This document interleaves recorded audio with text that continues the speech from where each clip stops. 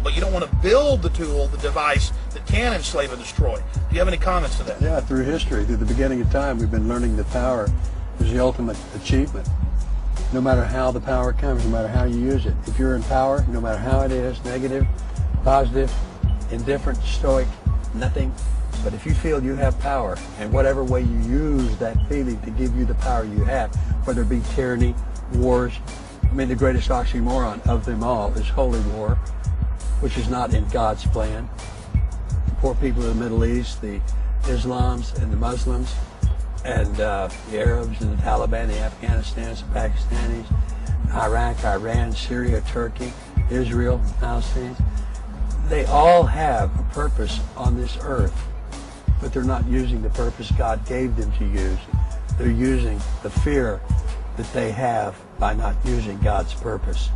Traveling around the United States, do you see the mentality, the militarization of police intensifying? Do you see it getting worse, or is the vibe getting worse? Well, yeah, I would say so. Even since September 11, I just think overall all authority has stepped it up a notch. Douglas MacArthur, another general who cannot be accused of being soft. He said in 1957 to the American people, beware of your government exaggerating foreign threats in order to expand military budgets.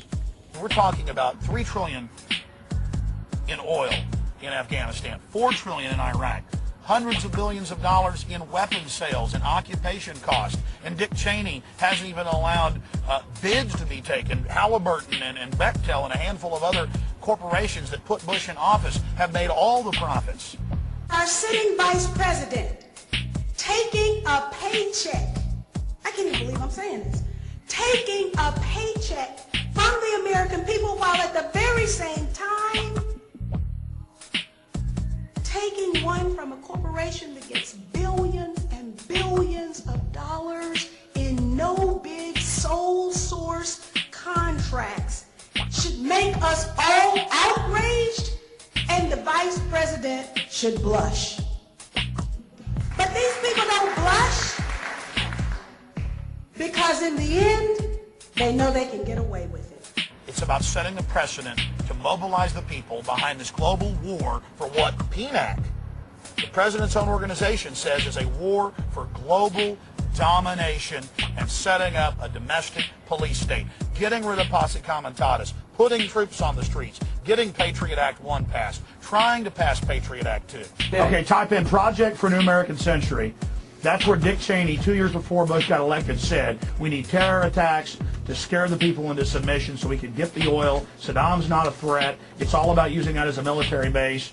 Type in Operation Northwoods. It's on my website, but you'll go to Library of Congress. The official U.S. government plan to carry out 9/11. It is declassified. ABC News, Baltimore Sun. Official U.S. government plan to carry out 9/11. Mayor Willie Brown of San Francisco getting a call from the White House, being told the night of September 10th not to fly to New York that morning. And then Condoleezza Rice and all the rest of them get up there on TV with the kingpin, Richard Armitage, and Colin Liar Powell, and tell you they never had any prior knowledge. They're a pack of liars. And they're getting power out of these attacks that they helped engineer with their business partner, Osama bin Laden. And don't worry, his stage capture's coming up. Some people think that the response to 9/11, to that act of war that was committed against us, to the people who tried to decapitate us on that day and shut down our financial system, that the response to that ought to be limited war. We'll win in Afghanistan, we'll kill bin Laden, and we'll return to defensive position. This president believes that it's a broad war, that you not only have to deal with Afghanistan, but you've got to deal with the circumstances in the Middle East that have created Al-Qaeda, created the ideologies of hatred that are driving them, that you've got to have a peaceful and stable Iraq as a linchpin of a different kind of Middle East. People need to understand this administration lied to the nation about 9/11. They lied about Iraq and 9/11. They lied insisting Iraq worked with Al-Qaeda in 9/11. They lied about saying there were weapons of mass destruction. They lied in order to justify an attack on Iraq. Their ulterior motives were very transparent. They were looking to control the oil to be able to give contracts out, to be in a position where they could dominate the politics of the region and use that as a platform to control other nations in the region. I mean, the whole thing is unmasked, but the American people love their country, they're ready for the truth, and we shall take the truth forward. You shall know the truth shall set you free. It's very important to consciously connect the dots and focus in on one of the central issues. Bush has given all these speeches. You're either with us or against us. Either with us or against us. You're either evil or you're good. All of this is happening, and they're saying we're going to arrest anybody who's got any connections to the Taliban or Al-Qaeda. And you've got the U.S. government flying 8,000 of the Taliban and Al-Qaeda, the cream, out to Pakistan. You've got the U.S. government founding the Taliban and Al-Qaeda in 1979, building them up to the 1980s for the war against the Soviets. And then Bush is giving all these speeches about how we've got to go after anybody who has connections to bin Laden. No one has connections to the bin Laden family like the Bushes and to Osama himself. In fact, Osama bin Laden was an admitted CIA asset, we believe still is, and his code name, admittedly, was Tim Osmond. In the 1970s, he was in the U.S. with a short hair and no beard. There's been photos out there of him driving around in his Cadillac, hanging out with the CIA. His older brother founded Arbusto Oil with George W. Bush, his first big contract out of college in 1976 in Midland, Texas, while they owned an airport together in Houston. But again, the media, there's been a few articles, Fort Worth Star-Telegram, BBC, but that's it, folks. So we need to look at the motive, we need to look at the history, we need to look at how the president is intimately involved with the bin Ladens. In fact, we've got FBI agents who were ordered by Bush under W199I, a presidential order several months before 9/11, to back off the bin Laden family, to back off Al-Qaeda in this country. He threatened, Bush did, to arrest FBI agents if they stopped Al-Qaeda. They knew specifically what the hijacking plans were. In fact, FBI agent Robert Wright with David Shippers, the man that impeached Bill Clinton, and Larry Klayman of Judicial Watch gave a press conference last year before the National Press Club, and they said, here's the letter from the Justice Department. We'll be arrested if we tell you what we know about the Bushes and the bin Ladens. But Larry Klayman said this: all I can tell you is the Bushes vacation with the bin Ladens. Bush has taken over the media. In fact, that's one of the offices that some of his people are involved in. Media and Bush merging together, and I'm glad to see a lot of the media is starting to resist that. This is Judah, you uncracked. The media is owned by the same corporations that own Bush. That put him in They're power. all owned by the same people. And Karl Rove, the head White House guy, has been going around saying, don't put out anything that criticizes the government. That's work with us. absolutely and they're involved untrue. in Totally That is absolutely untrue. I was in both of those meetings. Sir, I read his quote. I was in both. There was true. Come on now. I saw the meeting. C-SPAN. Don't fight. I was there. I saw it on C-SPAN. One of the biggest holes in their argument is the fact that they never heard of a plan to fly hijacked jets into landmarks on the East Coast.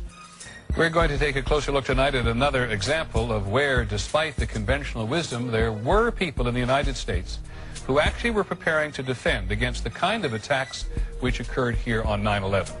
The North American Aerospace Defense Command, NORAD for short, has been defending the skies over the U.S. and Canada for almost 50 years, 46 to be precise.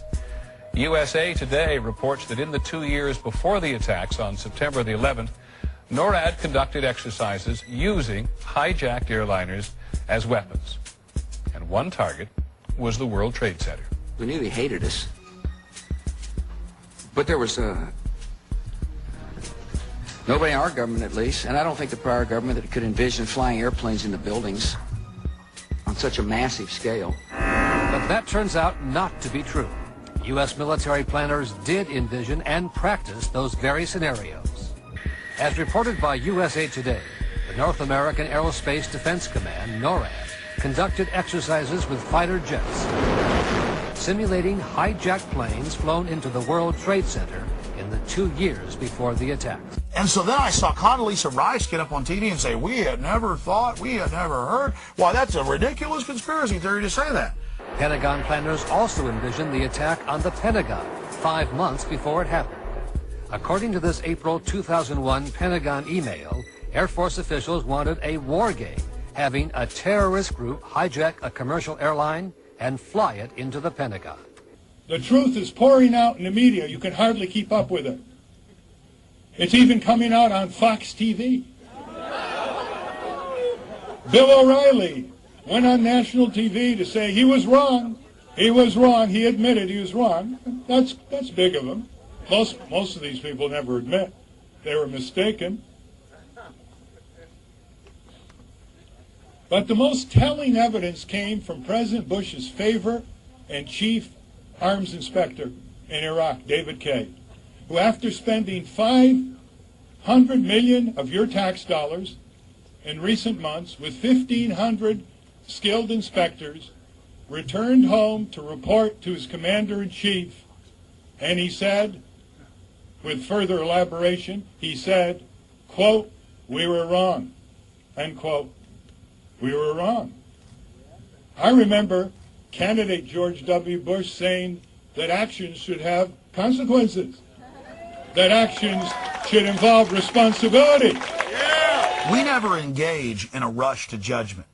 We study things over time. And I said that I wasn't sure about Ralph Nader in earlier segments of this film, but now I'm even more sure, my friends, that he's a tool to give us the illusion of choice.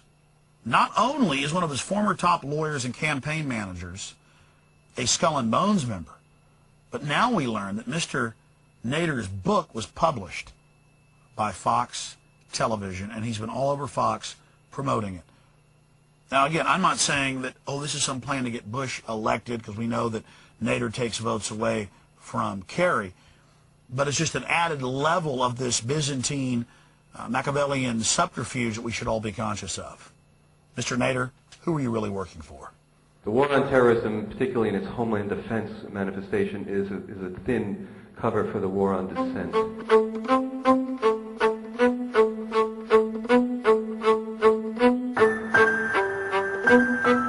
A lot of prominent individuals have come out against the war. And they're not all what you'd call leftists. Mel Gibson has come out against the Iraq war.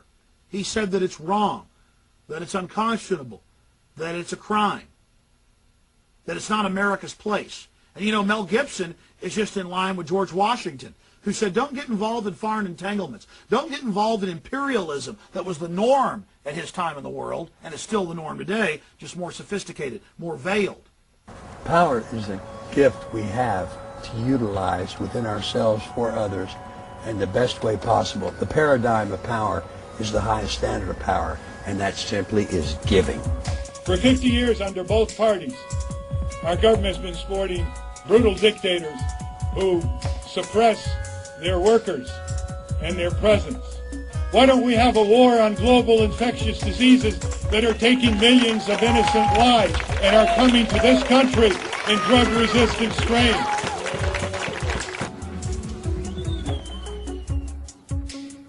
This is what it's all about, coming out here against tyranny, not as liberals or conservatives, but just as human beings that love freedom and are standing up against the establishment and saying, we are not your slaves! Throughout history, there's different types of power, and there's powerful people that are powerful because they do good things, and they do it for the right reasons. Why is it, though, really dark, evil, wicked people who are sadistic and enjoy doing bad things to populations, enjoy mutating populations spiritually, physically, financially, why do those type of individuals normally get into power, and then once they have power, no one's challenging them, they increase the murder, the slaughter? How do we stop? Well, number one, why do we see that happen, or do you agree? And then number two, how do we stop that? A lot of the people who are under the power of the tyrants are like sheep. They know nothing else. They have no role models.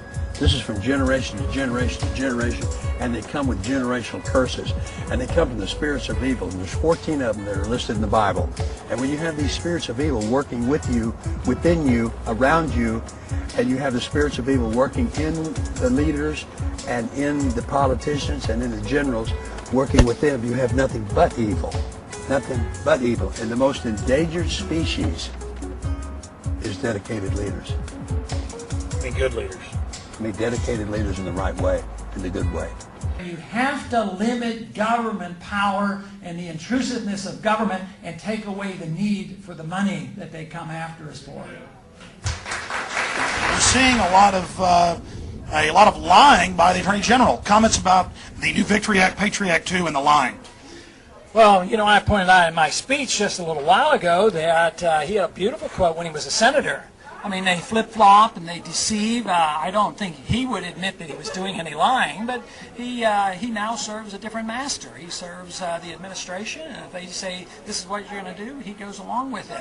So it's just total inconsistency. That's why we need people in government that are willing to stand up for their beliefs and explain what they believe in, and they shouldn't be allowed to stay there, you know, if they flip-flop and just do whatever they feel like doing. George W. smirks, Dick Cheney sneers, Rumsfeld jokes, Powell blusters, Rice lies, Enron and WorldCom steal, DynCorp vaccinates, Halliburton feeds and feeds and feeds and feeds. Americans hurt, and in Iraq, Americans die. Our national leaders insult our allies, create more foes, reward their friends, increase our insecurity through their own policies, and plunge the American people into the deepest economic abyss of a generation. Stealing an election in Florida on the uncounted Chads, representing the legitimate hopes and aspirations of blacks and Latino Floridians. Even the Democrats failed to pursue a remedy that would permanently secure the voting rights of people of color in Florida and around our country. Congresswoman Cynthia McKinney, who was targeted by her own party as well as the Republicans, was routed out of her popular congressional seat covering Atlanta, Georgia. And when she found out about the United Nations and DynCorp kidnapping hundreds of thousands of women and children and being found guilty in court of doing it, she went public. When she found out about the Bushes and the Bin Ladens and prior knowledge of 9/11, she went public and said we should have an investigation. When Cynthia McKinney found out about election fraud nationwide being run by elements of the U.S. government, she went public. And she's a real congresswoman. She's the type of person we need. I tried to warn the American people of the dangers that I saw emanating from this administration. For that, a known black female Republican was advised to run against me in the Democratic primary. Republicans fed her campaign coffers, and then 48,000 of them crossed over and voted for her. Just think about it. Katherine Harris, who participated in the illegal disfranchisement of innocent black and Latino voters, was rewarded with a congressional seat, and I was taken out of one. So if you're a real Republican who has populist constitutional views, you're targeted. If you're a real Democrat who has real constitutional values and cares about the people, like Cynthia McKinney, you're targeted, you're attacked for getting out of the controlled paradigm. And I'm telling you, the controlled paradigm is the insane worldview. We see ludicrous leaders like Tom DeLay, Trent Lott, Ward Connolly, and now Arnold Schwarzenegger parade across the stage adorned with the ornaments of power, while thoughtful leaders are shunned or targeted or cruelly maligned. But there was a time when that truly wasn't so. When our leaders challenged the best in us and encouraged us to shun war and invest in justice and peace. And Cynthia McKinney has been an ardent supporter of the Bill of Rights and has really spoken out against these modern tyrannies. So we have to commend her. This is absolute gold right here. Excuse me, y'all gonna the incredible height off of property. This is private property. Okay, where's your property? 15 feet from the foundation. So you guys done blowing the economy out? Now you're just guarding a little money laundering scam? That's Enron, CIA money laundering. And they don't even want you to videotape their little Enron logo. Can you believe it? The exercise of power. And once our constitutional rights are gone, they'll have these guys dressed up in black uniforms busting through your door, telling you you're wrong after they're done destroying the entire stock market. That's how the scam's going to work here in the new third world country that is America. See, the media, CNN, all of them told you, invest in Enron, it's the biggest thing, it's the best thing, when really it was a Ponzi scheme. They were consolidating. They were taking all of the assets of the population, the pension funds, putting them in the company, then using those assets to buy other real assets and transferring it into other companies. Then when they're done, they burn the house down and cover up their evidence. And then they have a whitewash in Congress where they talk about issues of little or no significance and distract you off the real facts. Where are the assets? And why aren't people talking about how 2 years ago they started transferring them into real companies? This is what we're dealing with here, ladies and gentlemen. This is the scam.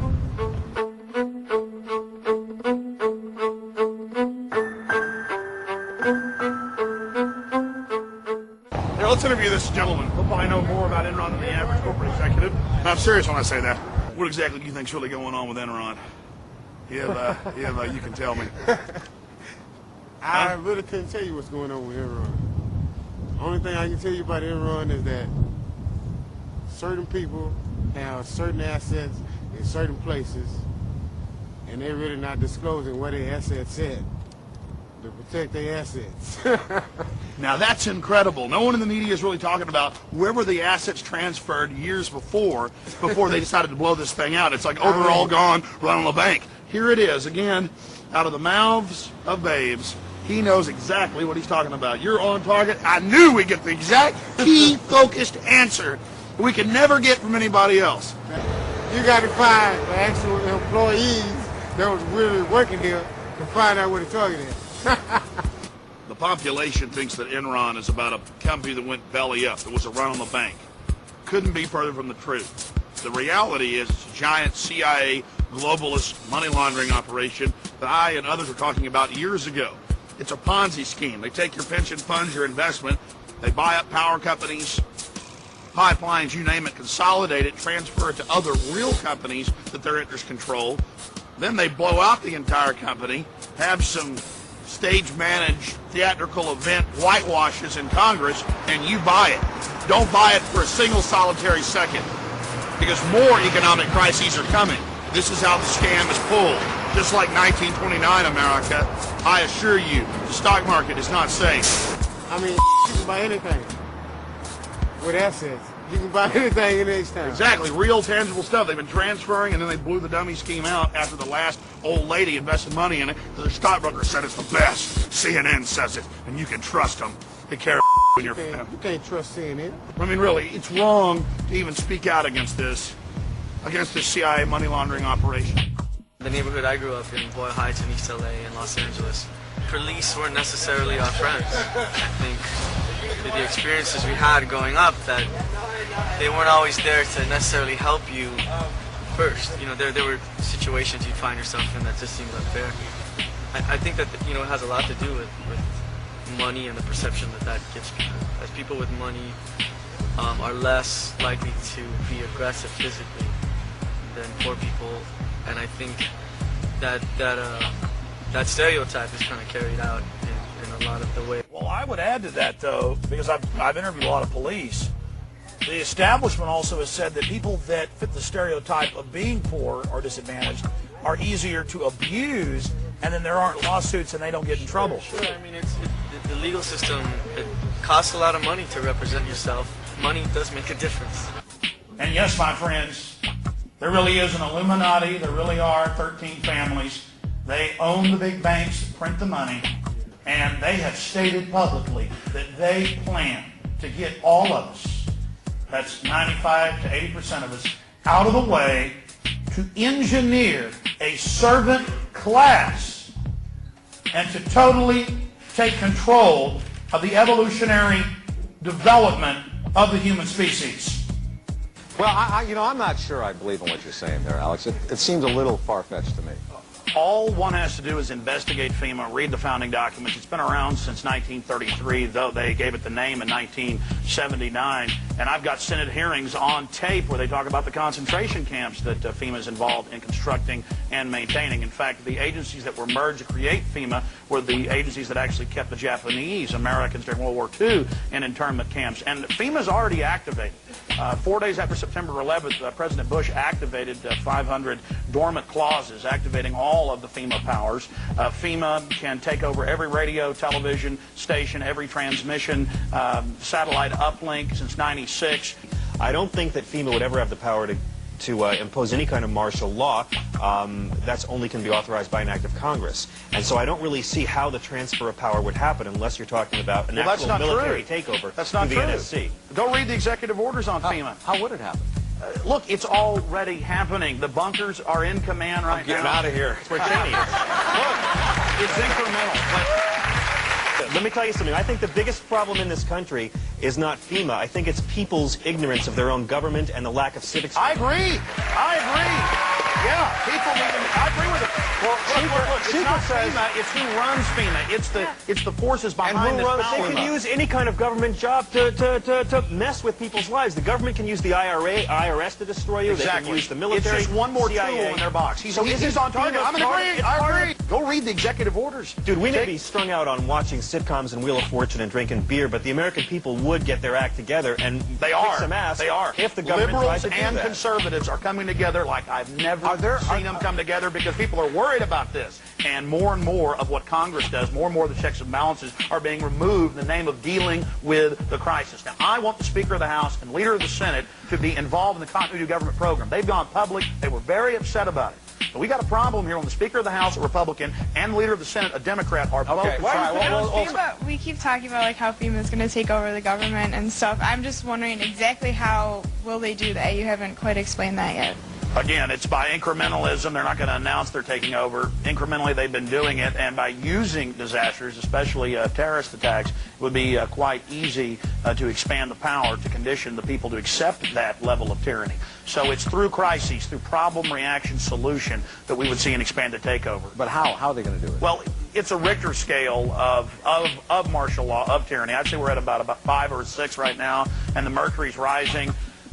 Again, Ashcroft, you're talking about taking away civil liberties bit by little bit by little bit. And I think a lot of my Democratic friends are a bit too hysterical about what's gone down. But, well, again, I'm not a Democrat, but I see no evidence of any of this. I see no evidence of any of that. Of what? Yeah, what evidence is okay. I mean, USA Patriot Act. Now a threat overseas could end up being a threat to the homeland. And in order to protect the homeland, these good people have got to be able to share information. Those who criticize the Patriot Act must listen to those folks on the front line of defending America.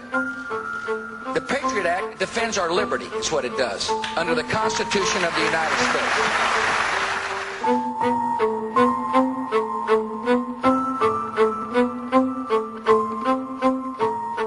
They'll swear up and down a bill is going to give you more freedom, and it's actually giving you a lot less. They'll have a bill that's supposed to give you more privacy, and what they're doing is they're turning over your information to the government.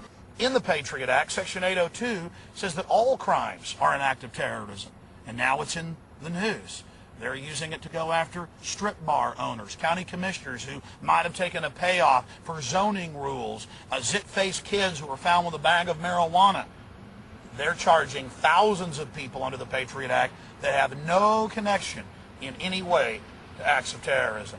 They can talk all day about how the Patriot Act is for evil Arab terrorists. They're going to kill us any minute if we don't submit to the nice men in black ski masks. But we've all seen evidence. Mike Wallace calmly argues with somebody who's complaining about his limo driver double parked, and he's savagely arrested by the taxi police. We've got a woman in D.C. walking on to a subway station, and the police tell her, hey, you can't eat a candy bar on the subway. She says, okay, pops it into her mouth. They arrest her and say that she was chewing aggressively. This was actually in the Associated Press.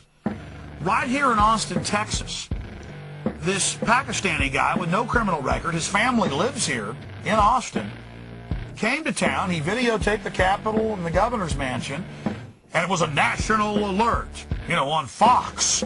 It's all over. The Pakistanis are videotaping. Well, every time I'm a tourist visiting family, I videotape things. It turned out the guy wasn't a threat.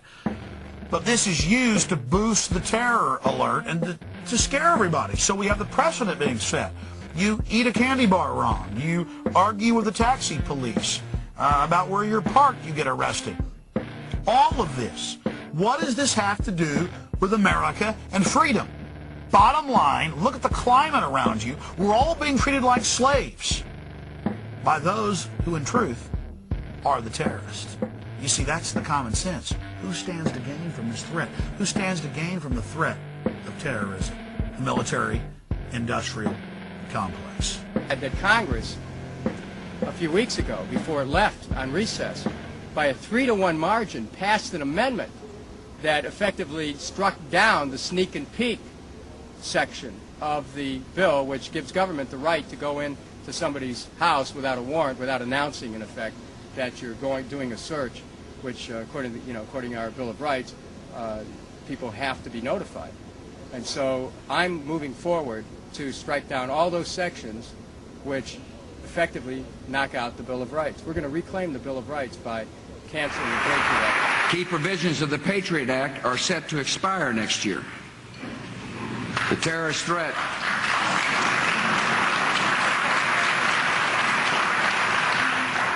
Let me tell you something. These people have said, Rand Corporation and others have said, the entire economy will be prisons, police in black ski masks, a Nazi Germany-like nightmare.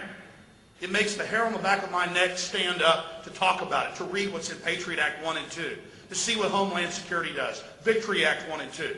We have got to get the word out now. We have got to warn everybody, because this military-industrial complex and their PNAC and their NORTHCOM plans state that they will carry out the terror, that they will engineer the crises so that they can offer their solution. Will it take another terrorist attack to get Victory Act and Patriot Act 2 passed? That's a heck of a question to have to answer, but they'll be ready. If there is another attack, they're going to be ready.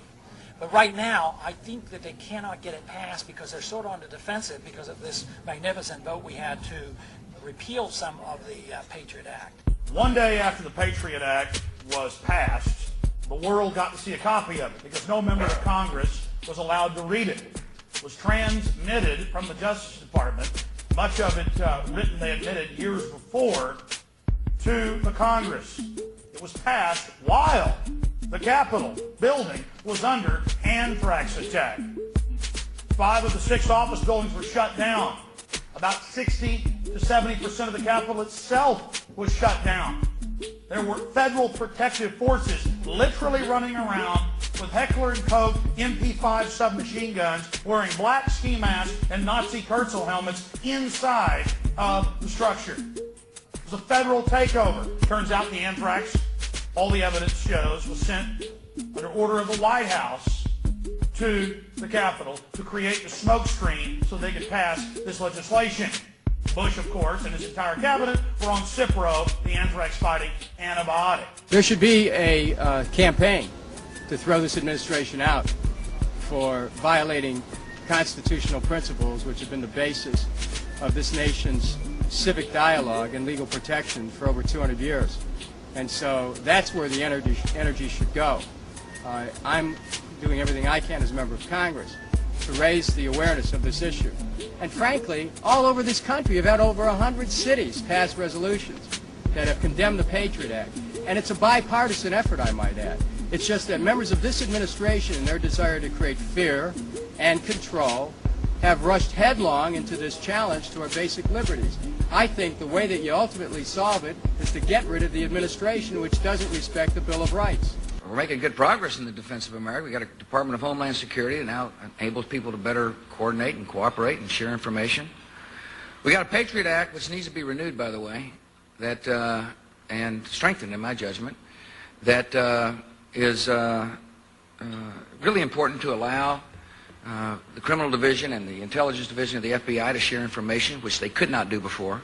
But the Patriot Act helps. It helps us to be able to connect the dots, as they common phrase here in Washington.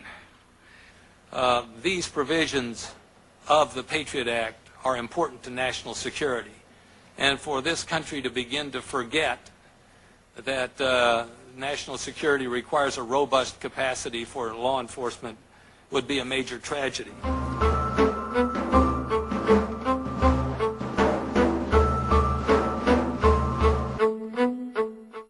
The good news is that right in my hometown of Austin, Texas, we just threw out the Patriot Act. It's over 400 cities.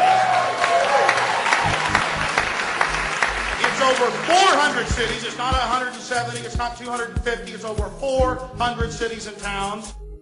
Just to clear up any confusion, we have shot this film over the last, well, actually year plus. And so you'll hear us talk about 100 cities, 150, 300 cities. The news is usually 4 or 5 months behind, but the latest news reports are reporting 300 plus cities have thrown out the Patriot Act in their towns, and 4 states. Now, 8 months ago it was over 400 cities because I've actually counted them all up. But let's be conservative. 300 plus have thrown out the Patriot Act in 4 states.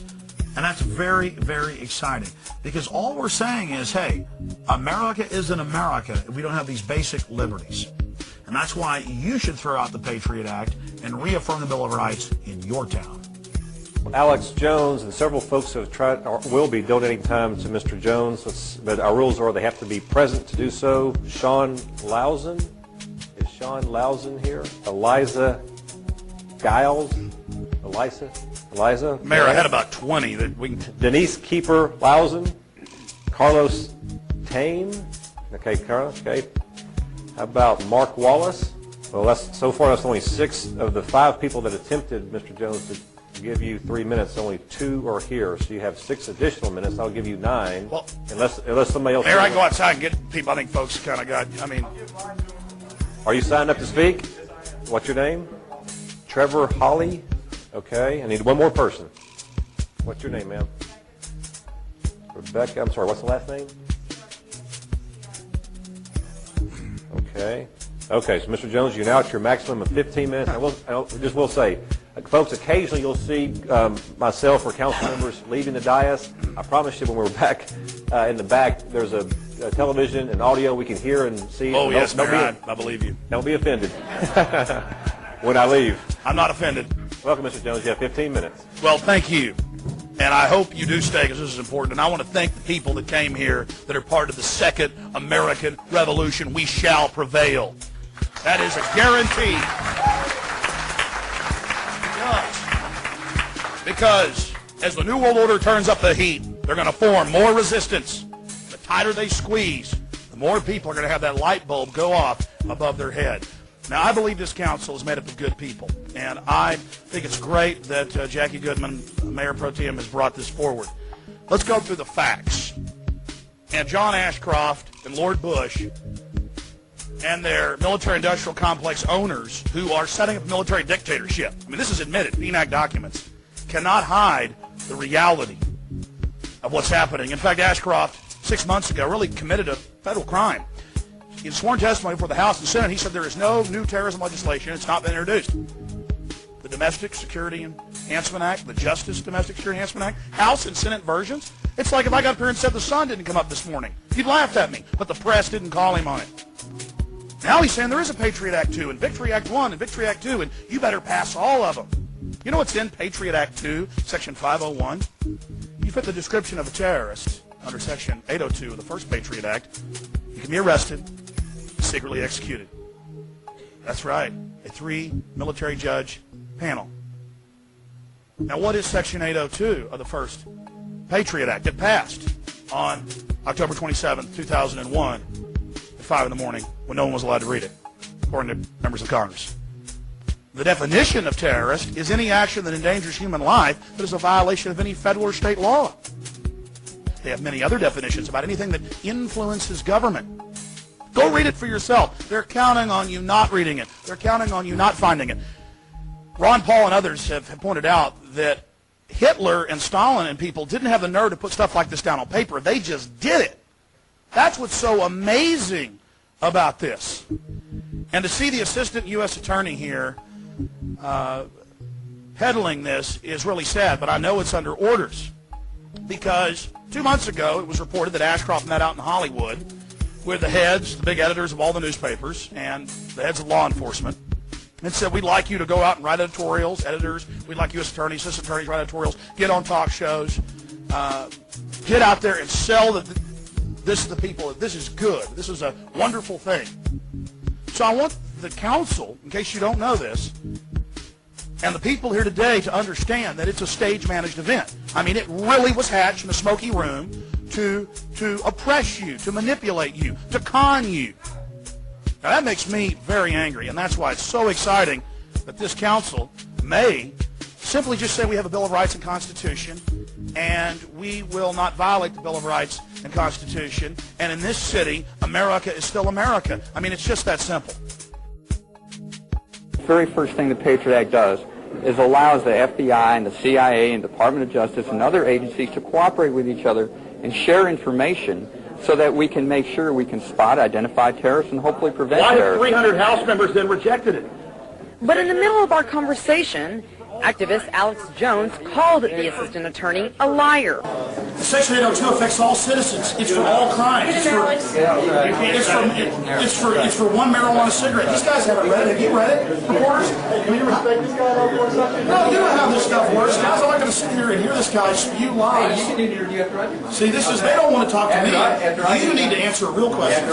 You need to answer real questions instead of lying. And you know, earlier I talked to you, you know what's in Section 802. You know. Can you guys your title again? There's one thing that's for sure, if you don't get involved, you'll never make a difference. But by getting involved, I believe we still can make a difference. And now is not the time for us to give up on our political system. Like, they have the law and the government and everything on their side. And I think there has to be a shift on on our side as far as making them accountable for their actions. So putting ourselves against the machinery and saying no. Civil disobedience. Basically, you know, and that's, you know, supposedly what this country is all about, right? Civil disobedience, you know, sometimes it's necessary, you know, in a society to question, rise, and hopefully change things. The pyramid, you know, the power is derived from the feds. It's a rampant executive mindlessness. The federal police and military entities looking to just completely erode our civil liberties on the base. But at the bottom of the pyramid, that's where the strength is.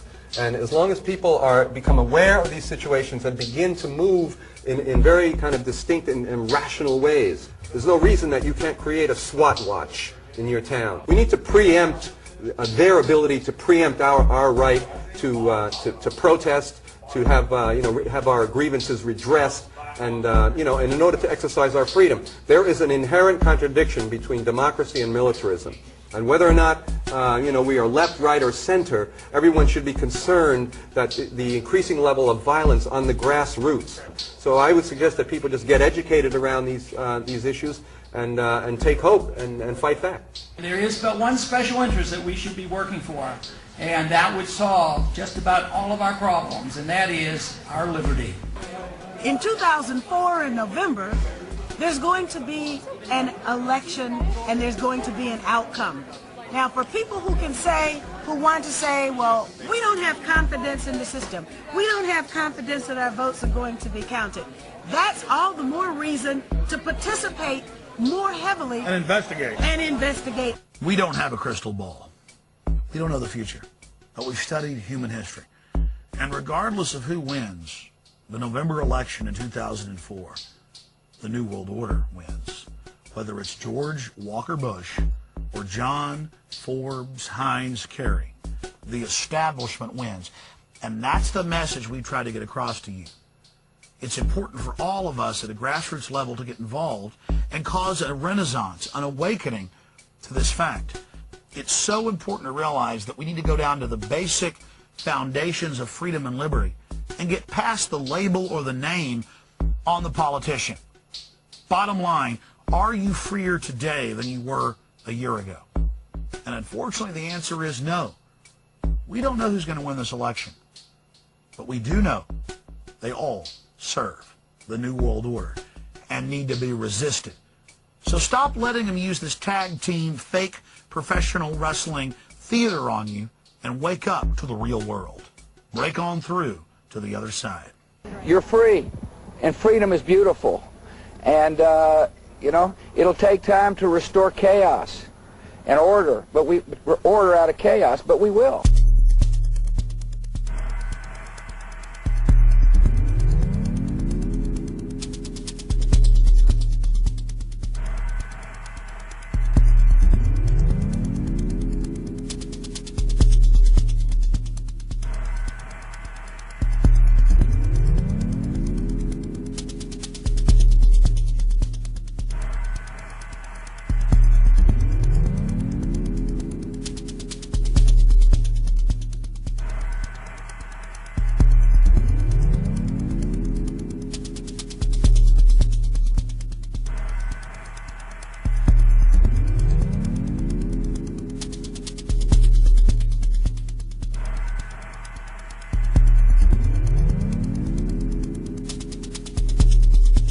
Thanks a lot, Kevin. That was talking here in Malibu, outside L.A. to, well, Gary Busey, been in over 100 films. 107. 107, and how many incredible awards? That just doesn't matter. The awards don't matter.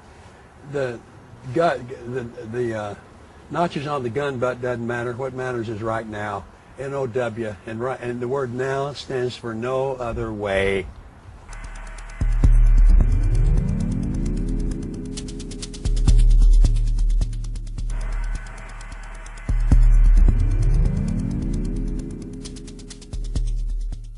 But you don't want to build the tool, the device that can enslave and destroy. Do you have any comments to that? Yeah, through history, through the beginning of time, we've been learning that power is the ultimate achievement. No matter how the power comes, no matter how you use it. If you're in power, no matter how it is, negative, positive, indifferent, stoic, nothing. But if you feel you have power, and whatever way you use that feeling to give you the power you have, whether it be tyranny, wars, I mean, the greatest oxymoron of them all is holy war, which is not in God's plan. The poor people of the Middle East, the Islams and the Muslims, and the Arabs and the Taliban, the Afghanistans, the Pakistanis, Iraq, Iran, Syria, Turkey, Israel, Palestinians, they all have a purpose on this earth, but they're not using the purpose God gave them to use. They're using the fear that they have. A handful of other corporations that put Bush in office have made all the profits. Our sitting vice president taking a paycheck, I can't even believe I'm saying this, taking a paycheck from the American people while at the very same time taking one from a corporation that gets billions and billions of dollars in no bid sole source contracts should make us all outraged, and the vice president should blush. But these people don't blush because in the end, they know they can get away with it. It's about setting the precedent to mobilize the people behind this global war for what PNAC, the president's own organization, says is a war for global domination. By not using God's purpose. Traveling around the United States, do you see the mentality, the militarization of police intensifying? Do you see it getting worse, or is the vibe getting worse? Well, yeah, I would say so. Even since September 11, I just think overall, all authority has stepped it up a notch. Douglas MacArthur, another general who cannot be accused of being soft. He said in 1957 to the American people, beware of your government exaggerating foreign threats in order to expand military budgets. We're talking about $3 trillion in oil in Afghanistan, $4 trillion in Iraq, hundreds of billions of dollars in weapons sales and occupation costs. And Dick Cheney hasn't even allowed bids to be taken, Halliburton and Bechtel, and setting up a domestic police state, getting rid of posse comitatus, putting troops on the streets, getting Patriot Act 1 passed, trying to pass Patriot Act 2. Okay, type in Project for a New American Century. That's where Dick Cheney, 2 years before Bush got elected, said we need terror attacks to scare the people into submission so we can get the oil. Saddam's not a threat. It's all about using that as a military base. Type in Operation Northwoods. It's on my website, but you'll go to Library of Congress. The official U.S. government plan to carry out 9/11. It is declassified. ABC News, Baltimore Sun. Official U.S. government plan to carry out 9/11. Mayor Willie Brown of San Francisco getting a call from the White House, being told the night of September 10th not to fly to New York that morning. And then Condoleezza Rice and all the rest of them get up there on TV with the kingpin, Richard Armitage, and Colin Liar Powell, and tell you they never had any prior knowledge. They're a pack of liars. And they're getting power out of these attacks that they helped engineer with their business partner, Osama bin Laden. And don't worry, his stage capture is coming up. Some people think that the response to 9/11, to that act of war that was committed against us, to the people who tried to decapitate us on that day and shut down our financial system, that the response to that ought to be limited war. We'll win in Afghanistan, we'll kill bin Laden, and we'll return to defensive position. This president believes that it's a broad war, that you not only have to deal with Afghanistan, but you've got to deal with the circumstances in the Middle East that have created al-Qaeda, created the ideologies of hatred that are driving them, that you've got to have a peaceful and stable Iraq as a linchpin of a different kind of Middle East. People need to understand this administration lied to the nation about 9/11.